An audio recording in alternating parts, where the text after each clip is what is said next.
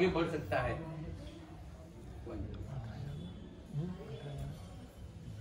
उसी प्रकार एक बात जरूर कहूंगा, अपने बच्चों को अच्छे खिलौने, महंगे खिलौने, अच्छा मोबाइल न दोगे तो वो थोड़ा टाइम के लिए रोएगा, लेकिन उसको अगर आप बचपन में अच्छे धर्म और संस्कार देंगे तो जीवन भर वो कामयाब होगा और आपको भी कभी पछताना न पड़ेगा। उसी कड़ी में महावीर प्रभु ने संघ की स्थापना की। हमारे पूर्वाचार्यों ने मंदिर के साथ सबसे जिन शासन को उज्जवलित करने के लिए जो कार्य किया वो है धार्मिक पाठशाला। और आज हम देख रहे हैं हमारे जगह जगह चिकपेट की भी धार्मिक पाठशाला, जिसकी महिमा हमको सब मालूम ही है। लेकिन हम देखते हैं समय बहुत तेजी गति से आगे बढ़ रहा है। हर वक्त हमको कुछ ना कुछ बदलाव देखने को मिल रहे हैं, चाहे वो व्यावसायिक क्षेत्र हो, सामाजिक क्षेत्र हो, धार्मिक क्षेत्र हो, हर एक क्षेत्र में बदलाव बहुत फास्ट हो रहे हैं। और उसी बदलाव को देखते हुए कैसे इन पाठशालाओं को एक नया रूप दिया जाए, इन पाठशालाओं को कैसी नई ऊर्जा, नई शक्ति से इसको संचित किया जाए, इसके लिए आचार्य भगवंत पिछले 2-3 वर्ष से बहुत बड़ा चिंतन कर रहे हैं। और आपको मालूम ही है, गच्चाधिपति आज से 13 वर्ष पूर्व यहाँ आए थे, तब भी इन्होंने बहुत बड़ा चिंतन किया था। और वो चिंतन के बाद जो अमृत निकला था वो था संस्कार वाटिका। और आज हम देख रहे हैं संस्कार वाटिका हमारे चिकपेट के अंदर, बीवीपुरे के अंदर कितने लोग इसमें जुड़ रहे हैं और कैसे धर्म और संस्कार उसके अंदर पाए जा रहे हैं। उसी को लेकर पिछले 2-3 वर्ष से गुरुदेव का जो चिंतन चला है वो एक ही चला है कि पाठशालाओं को अभी नए आधुनिक जो भी पद्धतियां हैं, जो भी नई टेक्नोलॉजी है, उसके साथ कैसे जोड़ा जाए। उसके लिए गुरुदेव ने एक युवाओं की टीम को बुलाया। उस युवाओं की टीम के अंदर हमारे दीपक भाई, दीपक भाई, राजू भाई कटारिया, एक मिनट आ जा, अरविंद भाई, मुकेश भाई, संजय भाई, संतोष भाई, प्रकाश भाई बरारी, इन लोगों ने पिछले 1.5-2 साल से कई मीटिंगें की होगी। जैसा कि आपको मालूम है, शताब्दी का जब कार्यक्रम चल रहा था तब भी इन्होंने कुछ अपना प्रेजेंटेशन वहां दिखाया था, लेकिन लॉकडाउन की वजह से 1 साल से उसमें आगे नहीं बढ़ पाए। लेकिन उसमें भी इन्होंने भी, लॉकडाउन में भी इन्होंने ऑनलाइन के माध्यम से भी अच्छा कार्य इन्होंने किया था। अब इन्होंने जो आज नया प्रोजेक्ट जो आप लॉन्च करने जा रहे हैं,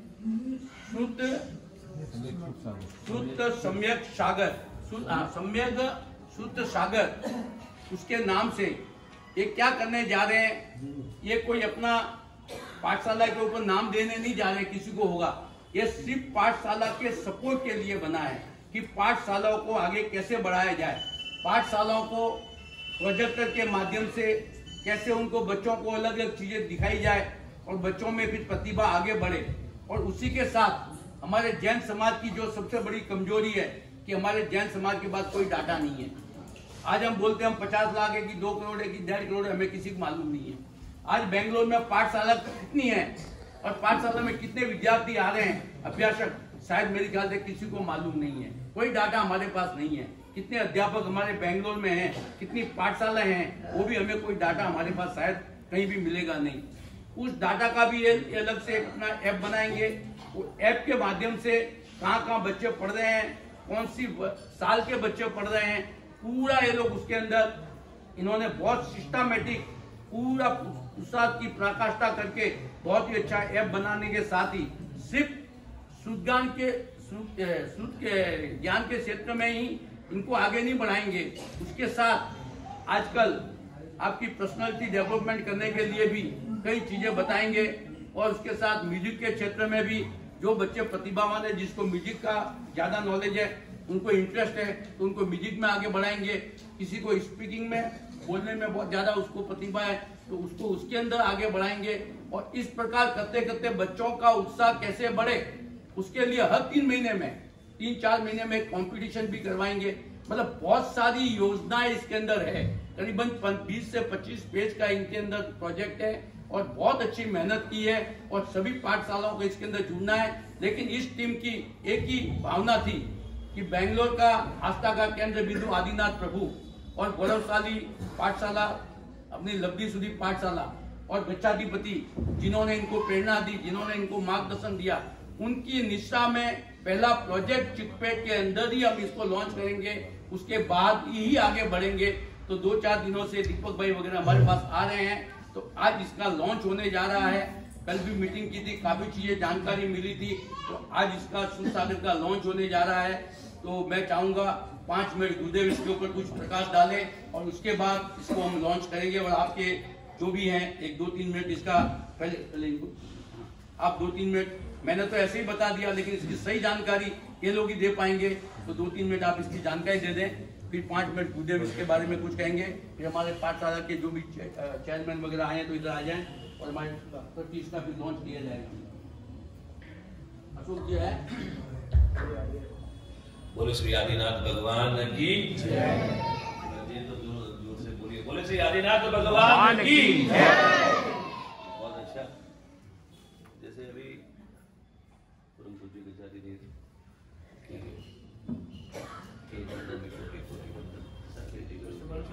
कोटि कोटि बंदन, थोड़ी जोर से आवाज करें, बुलाएंगे। यहाँ पे बैठे सब मेरे भाई और बहनों के प्रणाम। जैसे अभी प्रकाश जी राठौर ने बताया कि इस प्रोजेक्ट के बारे में उन्होंने काफी कुछ अभी आपको बता चुके हैं। इस प्रोजेक्ट में सबसे मेन चीज यही हम करने वाले हैं कि जहाँ पे भी बेंगलोर में जितनी भी पाठशाला चल रही है उसको आधुनिक बनाना और टोटल स्टूडेंट कितने पढ़ रहे हैं और वहाँ पे क्या व्यवस्था है क्या नहीं है उसको आधुनिक बनाने की प्रक्रिया चालू करने वाले हैं। दूसरा, जो भी पाठशाला चलेगी वहाँ पे प्रोजेक्टर होगा, थोड़ा सा आधुनिक तरीके से उसको बनाने की पूरी कोशिश और प्रक्रिया चालू रहेगी। इस सम्यक सुखसागर प्रोजेक्ट से हमको ये एक चीज की जानकारी बहुत अच्छे से सबको मिलेगी कि हमारे पास टोटल गुरुजी कितने हैं, कितनी पाठशालाएं चल रही है और जितने भी जगह पे हमको कोई भी मैसेज भी भेजना है या जो भी हमको जानकारी लेनी है तो एक सिंगल प्लेटफॉर्म से हमको पता चलेगी। सम्यक सुखसागर प्रोजेक्ट जो है वो हम संघ संचालित पाठशालों के साथ में हम लोग एक साथ में काम करेंगे। ऐसा नहीं कि हम उनको कोई ओवरटेक करें या हम ही चलाएंगे, नहीं, हम दोनों मिलके ही उस पाठशाला को चलाएंगे और उसको आगे बढ़ाएंगे। और जहाँ पे बच्चे काफी कम आ रहे हैं और कम संख्या में आ रहे हैं उस सब जगह पे संख्या बढ़े कैसे, वो हमारे दोनों में विचार विमर्श होगा और वहाँ पे स्टूडेंट बढ़े। अगर स्टूडेंट बढ़ाने की कोशिश के लिए ही ये सम्यक सुखसागर प्रोजेक्ट को हम लेके आए हैं और ज्यादा से ज्यादा संख्या में अपने बच्चों को बाल मंदिर आप सब लोग भेजें।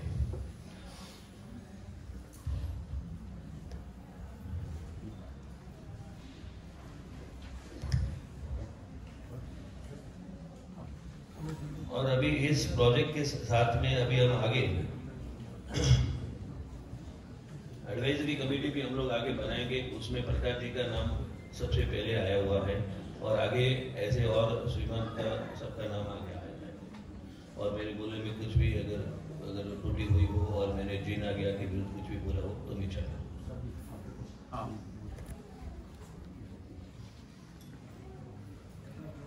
हम सुनते हैं परमात्मा महावीर के चरित्र के अंदर, जब परमात्मा महावीर का चरित्र चलेगा तो उसके अंदर एक घटना आती है कि परमात्मा 8 साल की उम्र के अंदर पाठशाला गए और उस वक्त परमात्मा इतने ज्ञानी है, दीन ज्ञान के धनी है। ऐसा कहा जाता कि तीर्थंकरों को पूर्व की द्वादशांगी याद रहती है। द्वादशांगी मतलब पता है? पूरा जैन शासन का साहित्य, पूरे जैन शासन का सिलेबस, कुछ भी बाकी नहीं रहता जिसके अंदर। ये पूरा ज्ञान तीर्थंकरों को होता है बचपने से नहीं, गर्भ काल से। 3 ज्ञान के धनी मतलब मति, श्रुति और अवधि ज्ञान के स्वामी, अनेक देवताओं द्वारा पूजित, इतने वेल टैलेंटेड, इतने गुडविल वाले, इतने पुण्य के स्वामी होने पर भी 8 साल की उम्र में कहाँ पे जा रहे हैं? इससे साबित होता है कि हमारे जो नायक हैं तीर्थंकर, वे भी पाठशाला को इतनी प्रायोरिटी देते हैं और वे ऐसा नहीं कहते मुझे सब कुछ आता, मुझे पाठशाला मत भेजो, ऐसा नहीं बोलते। तो परमात्मा स्वयं पाठशाला जाकर हमें आदर्श दे रहे हैं कि हमें भी पाठशाला अवश्य जाना चाहिए। जो माता पिता स्कूल में भेजने के लिए इतने लालायित है बच्चों को, डिग्री देने के लिए, उनको उनका करियर बनाने के लिए जितने उत्सुक है, संपत्ति के क्षेत्र में जितना वहां पे डोनेट कर रहे हैं, जितनी फीसें भर रहे हैं और उसके लिए दिन रात जितनी एक कर रहे हैं, माता अपने पुत्रों को पढ़ाने के लिए ऑनलाइन में खड़ी रहती है, ऑफलाइन में खुद पढ़ाती है, दिन रात एक करती है एक बच्चे के पीछे। अगर उसका 5वां हिस्सा भी 5% भी पाठशाला के लिए अगर माँ पिता दे दे तो आज जो भी फरियादें आ रही है ना परिवार से, सब बंद हो जाएंगी। इन फरियादों का एक ही कारण है, सम्यक ज्ञान का अभाव। ऐसा कहा जाता है कि शरीर में सांप का जहर चढ़ा तो जांबुली मंत्र काम करता है।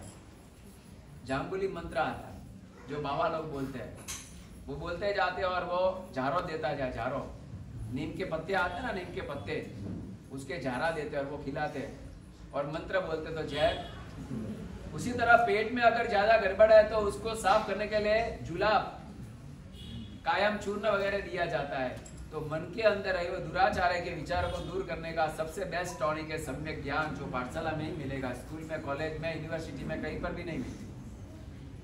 कोई यूनिवर्सिटी, कॉलेज, स्कूल ऐसा नहीं कहती कि अपने माता पिता को प्रणाम करना चाहिए। आपके बच्चे को पूछना है स्कूल में कभी भी टीचर ने ऐसा बोला है कि आपके माता पिता को प्रणाम करें? ऐसा कभी नहीं बोला, क्योंकि उनके वहां पे वो भाषा ही नहीं है, वो थीम ही नहीं है, वो आइडियाज ही नहीं है, वो कल्चर ही नहीं है।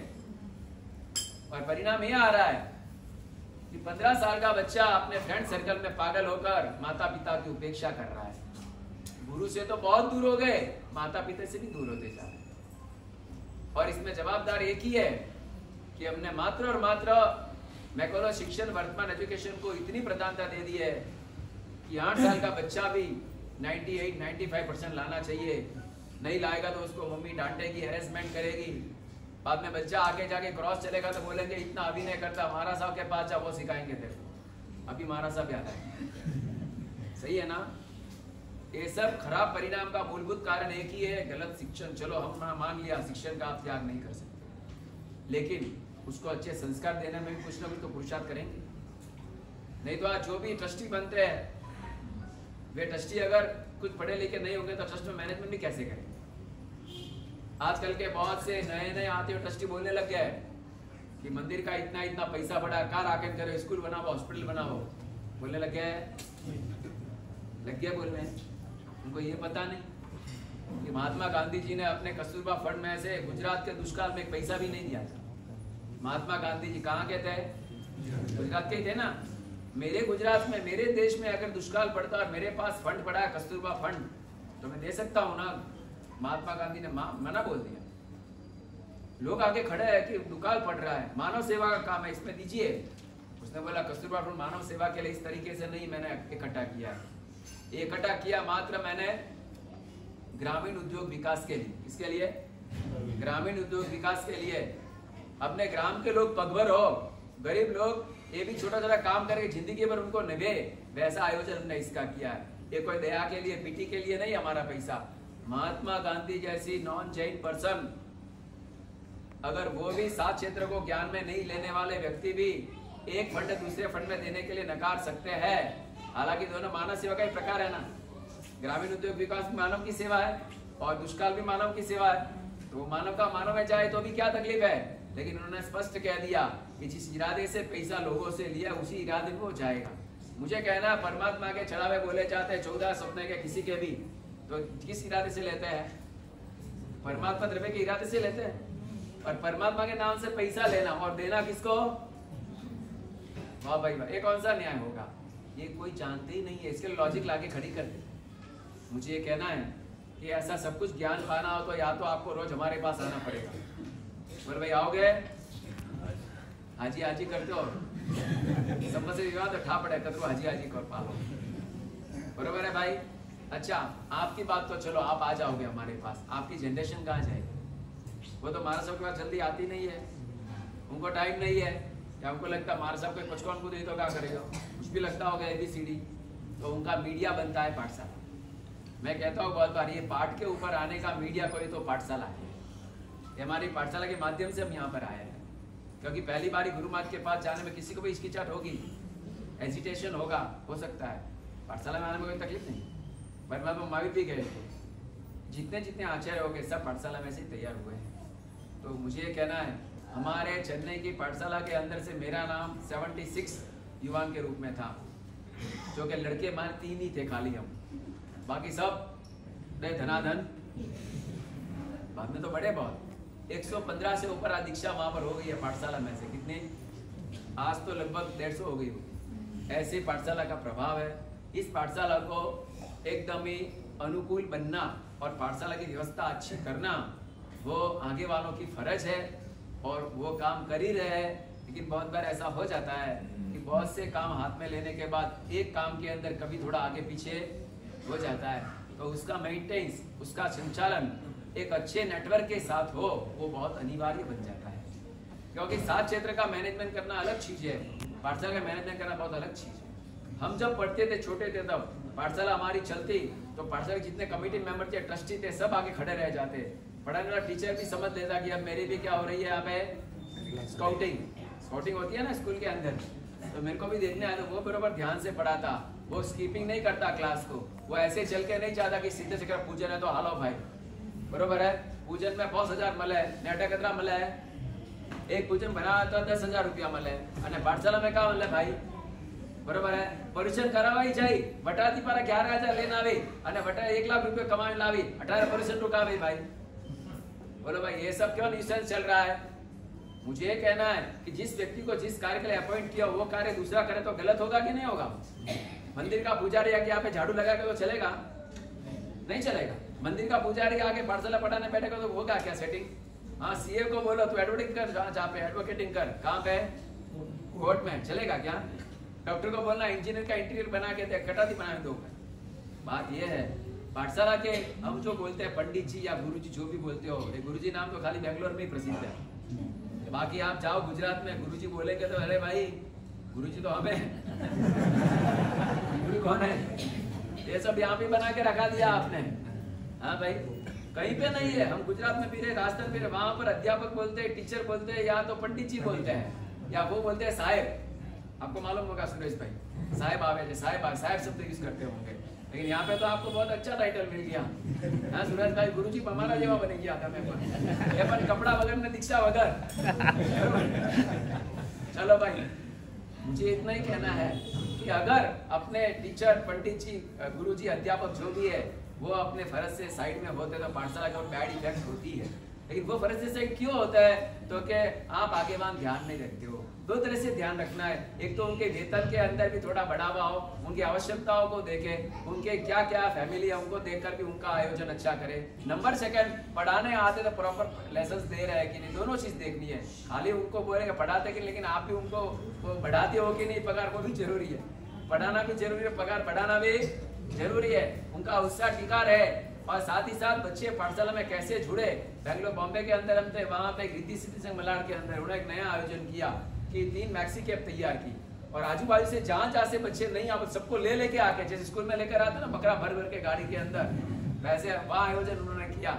मैक्सी कैप में एक जर्नी के अंदर लगभग 30 बच्चे आ सकते थे, तो ऐसी 3 मैक्सी कैप तैयार की, और आजू बाजू जो भी इलाके के अंदर भेज के सबको वहां पर लाते थे। लगभग दिन के वहां पे पहले आते थे खाली 40 लड़के, बाद में सीधा 300 पे स्ट्रेंथ आ गया। कितना? 300 पे स्ट्रेंथ आ गया। और प्रभावना देखो तो बस बच्चे को बोलना नहीं पड़े, पापा की पैंट खींचे, पापा मुझे पार्सल है, अरे भाई मारे ऑफिस जा, मैंने मुझे पार्सल है, क्यों लेके जाना है भाई? वहां पे इनाम मिलेगा, वहां पे अच्छी अच्छी वो गिफ्ट मिलेगी। क्या तो मम्मी की साड़ी पकड़ेगा, या तो पापा की पैंट पकड़ेगा। अभी तो जीन्स आ गया, मम्मी की साड़ी के और कुछ आ गया, जो पकड़ेगा, लेकिन लेकर आ जाता है, वो लेकर आ जाता है, बोलता है कि मेरे को पाठशाला लेकर जाओ। ये मैंने लाइव एग्जाम्पल देखा है। इरला मलाड के अंदर रिद्धि सिद्धि संघ जहाँ पर हमारा मलाड के अंदर नवपति आराधना थी और परिश्रम कराने के लिए साधु को भेजा था, उन्होंने सब लाके हमको डाटा दिया मार साहब आज हमारे ત્યાં 400 છોકરા થઈ ગયા છે, અમારે ના પાડવી પડે છે કે ભાઈ નહીં આવતા નહીં આવતા નહીં આવતા, અને મારા સાહેબ વધારે ખર્ચો નથી, મહિનાનો ખાલી અમારે 5 લાખનો ખર્ચો થાય છે. કેટલો ભાઈ? 5 લાખનો ખર્ચો, વર્ષના 60 લાખ. અરે મારા સાહેબ એક ચડાવા બોલે 1 કરોड़ રૂપિયા આપે છે આપણો સેઠિયો, એક ચડાવ 1 કરોड़ આપે કે ના? ये कोई चढ़ावा हो भाई यहाँ पे नाम लिखाना तो 1 करोड़ टना निकाल देते हैं, प्रकाश भाई भी निकाल देंगे देख लेना, लेकिन इसमें निकालना हो तो अरे पुण्यशाली देखो कितने करोड़ एक मंदिर के लिए दे देते हैं. देखो हीराचंद विमल कुमार इतनी भावना बताई ना, ये आपके संघ का गौरव है. मैं कहता हूँ संघ का गौरव है कि संघ के अंदर से एक आदमी वन मैन शो खड़ा होकर बोले कि मुझे लाभ लेना है, तो संघ के गौरव की बात है. सब मिलके करते हैं, उससे भी ज्यादा संघ का नाम कहाँ बनता है? एकला मोटियार करावे, एकलो मातबर संघ है. ऐसे तो और भी मिलेंगे संघ के अंदर. ये संघ की पहचान इस तरह से होती है. तो आपको ये पाठशाला के लिए इन भागशाला ने जो इनिशिएट किया उसका निमित्त बना है लॉकडाउन. कौन बना है? मैंने बोला ना कभी गलत भी अच्छे के लिए हो जाता है. तो ये लॉकडाउन के अंदर जब एक वेदना प्रकट हुई पाठशाला का क्या होगा. हमारी दादी तो चली और आपकी दुकान भी चली ना चली, पाठशाला उपाश्रय बंद, मंदिर बंद, व्याख्यान बंद, तपस्या बंद, नवपत की होली बंद. अब मैं बोला धर्म ही बंद हो जाएगा तो शासन ही बंद हो जाएगा. अब सासू को चालू तो रखना पड़ेगा. तो मैंने बोला देखो भाई अब पाठशाला कैसे भी आप जीवन करो. जब आदमी श्वास नहीं ले पाता तो ऑक्सीजन देकर या वेंटिलेटर पे चढ़ा के भी उसको श्वास तो देना पड़ता है ना. वो तो आपने बहुत अच्छा अनुभव कर लिया कोरोना के अंदर. तो यहाँ पर मैंने बोला आपको भी कुछ करना पड़ेगा. तो क्या करना? मैं बोला 15 दिन का शिविर, ऑनलाइन शिविर चालू करो बच्चों के लिए और उन बच्चों के इकट्ठा करो. सबके नाम लिए. कितने बच्चे जुड़े भाई? 1600 स्टूडेंट जुड़े, 1600. और उसके अंदर आंध्र प्रदेश से, तमिलनाडु से मांग आई, लेकिन इन्होंने कहा सब इतना मेंटेन करना मुश्किल हो जाएगा, पहले ये तो कर लेते हैं. तो मैंने बोला ठीक है मेरे इन्फ्लुएंस वाले को तो ले लेना कम से कम, आपके ले लेंगे. तो थोड़े वो भी लिए, लेकिन अगर सबको लिया होता तो 4-5 हजार पे अंक पहुंच जाता. और सबको लेके फिर 15 दिन का सबने कितनी आराधना की उसका डाटा सबको भेजा. सब आश्चर्य में रहेंगे इतने लोग पढ़े 15 दिन के अंदर, इतना पढ़ा, सामायिक किया, इतनी पूजा की, पूजा घर में हो तो की, नहीं तो सामायिक स्वाध्याय इतना किया. वो देखकर लगा कि पाठशाला को अभी हमको जीवन करने की जरूरत है. इवन बेंगलोर में भी ऐसे स्थान है जहाँ पर पाठशाला चल ही नहीं रही है, तो वैसे स्थान में जाके पाठशाला का निर्माण करना और जो चल रही है उसको नवीनीकरण करना, आधुनिकीकरण करना. Smart class. कौन सा क्लास? कुछ भाषा हम आपसे सीख लेते हैं, क्योंकि अच्छा जहाँ भी मिले वो तो लेना ही चाहिए. ये तो हमारी क्या विशेषता होती है कि जहाँ भी अच्छा मिले वहाँ से. गटर में हीरा पड़ा तो आप भी हाथ तो डालेंगे ना गटर में. वैसे हम भी बहुत बार ऐसी कुछ पॉजिटिव ले लेते हैं. तो ये जो आयोजन वो करने जा रहे हैं, इनका नाम है सम्यक ग्रुप. इन्होंने 2 अच्छे काम लेने का आयोजन किया, एक तो ज्ञान के क्षेत्र में और एक संस्कृति के क्षेत्र में. और मंदिर के भी कोई काम हो, जैसे कि वो काम जो कोई नहीं करते हो वो इनको करना है. बोलो भाई मंदिर का कौन सा जो लोग नहीं करते हैं, बोलो जो बहुत जरूरी है, नहीं करेंगे तो भयंकर विराधना आसाधना होगी. वो काम कोई नहीं करता है, वो काम इनको करना है. कौन सा काम? प्रकाश भाई बोलो. देखो प्रकाश भाई ने जवाब दिया, पक्षाल का पानी. हम तो अभिषेक तो मस्त करते हैं, इतना ऐसा करते हो इतना मस्त अभिषेक का पानी का क्या वो तो किसको मालूम ही नहीं है. वो पानी का डालेंगे, फूल तो चढ़ा दिए, फूल के बाद की व्यवस्था क्या? और मारो किया हॉबट नो करना नहीं आओ, तू फल नो हैंगो ना आवे भाई. हॉबट नो समेटना किसी को नहीं आता है, सबको फलना तो आ जाता है. तो ये काम है कि ये परमात्मा की पूजा के जो अभिषेक के द्रव्य है और पूजा के जो फूल आदि के द्रव्य उसकी व्यवस्था भी क्या करनी, वो भी आपके ट्रस्ट की भावना और सबकी ध्यान में लगे, उसमें भी वो अपना सहयोग देने की भावना रखते हैं. मैनेजर अच्छा हो, आशातना ना हो, नहीं तो वो पानी जहाँ था गटर में डाला जाता है, फूल जहाँ था डाले जाते हैं, विराधना होती है, वो सब ना. उसके लिए भी उनका एक आयोजन है, उसके अंदर भी उनका अनुसंधान रहेगा और आयोजन रहेगा. बस एक ही बात है कि इनकी भावना नाम की नहीं है, नहीं थी और नहीं रहेगी, मात्र काम की है. काम अच्छा करके दिखाएंगे तो नाम नहीं भी होगा तो हो जाएगा, और नाम दिखाएंगे और काम नहीं करेंगे तो जो नाम होगा वो भी बदनाम हो जाएगा. इसीलिए हमें बदनाम नहीं होना है, लेकिन नाम भी नहीं करना है, लेकिन काम करना है. तो ऐसे काम जो करने के लिए आगे आए हो, उसके अंदर सब पाठशाला का रजिस्ट्रेशन होगा. रजिस्ट्रेशन ऑफ ऑल पाठशाला. Number 2, data of student in the all पाठशाला. सब बच्चों का डाटा अपने पास रहेगा कि बेंगलोर में कितने बच्चे. उस समय हमने निकाला कि पाठशाला में तो क्या क्या पढ़े लोग निकालो।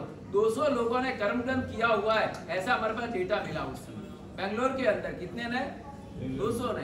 तो इस तरह से जब कोई भी चीज निकालते तो मालूम पड़ता है कि कैलकुलेशन से वो आंकड़े मिलते हैं तो सुनकर अपने को आनंद होता है कि ओ इतने लोग अपने पाठशाला में पढ़ रहे हैं, तो अपने को गर्व महसूस होता है।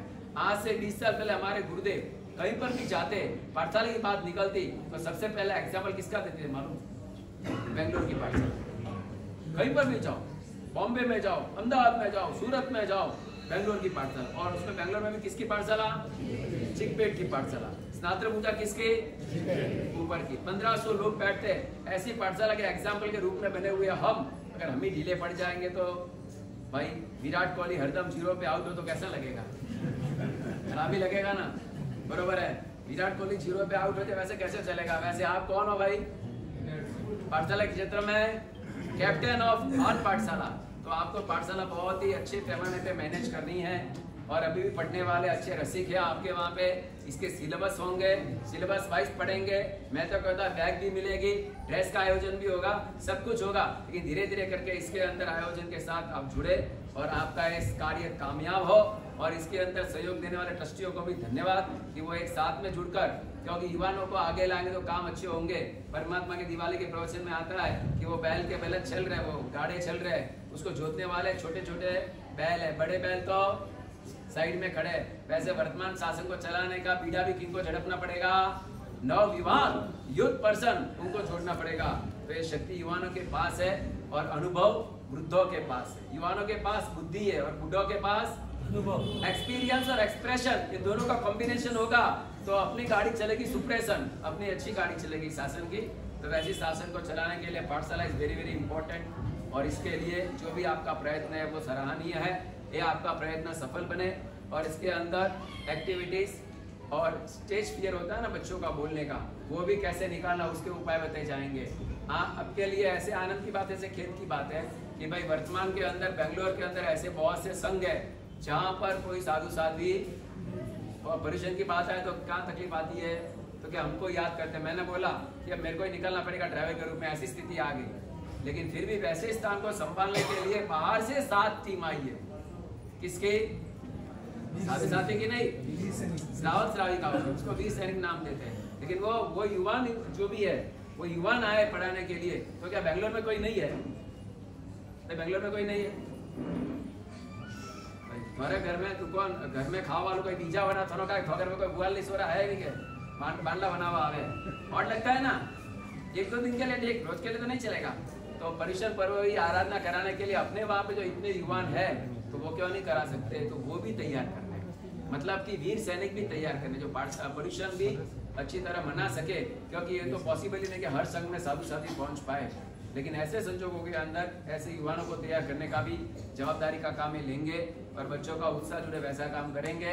उसके अंदर आप सबको अच्छी तरह जुड़कर इस काम को बहुत ही सक्सेस बनाकर एक सफलता के शिखर की ओर ले जाना है, ऐसी आप सबको प्रेरणा है। आप इसका लॉन्चिंग करेंगे। इसका